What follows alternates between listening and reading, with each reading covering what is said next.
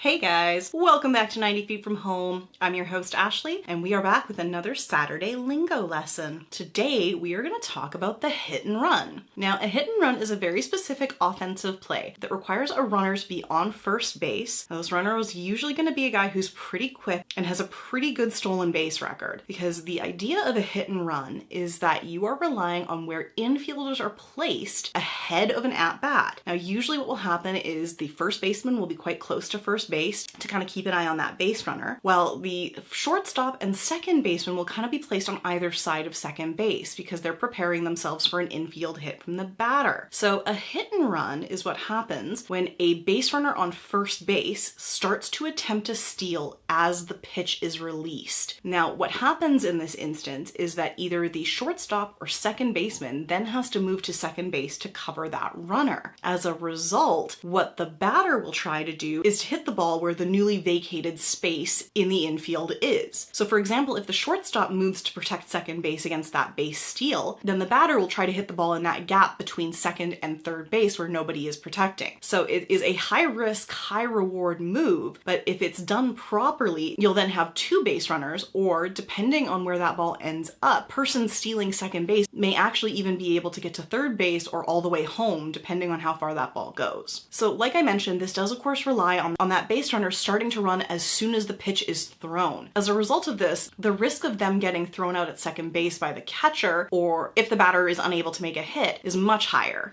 So it is, like I said, a very risky kind of move, and usually only attempted by somebody who's very fast and very reliable at stealing bases. So what's kind of funny about this is that it's called a hit and run, but it is actually more accurately a run and hit, because the base runner starts to move before a hit is ever made. So there you go, guys. If you hear about a hit and run, now you know what we're talking about. I hope this helped out, and if you liked it, give it a thumbs up down below. Remember to hit that subscribe button while you're down there, and ring the bell if you want to be notified every Tuesday, Thursday, and Saturday when a new episode goes live. And of course, you can follow me on social media, where I'm at 90 Feet From Home on Facebook, Twitter, and Instagram. Until next time, guys, have an awesome day.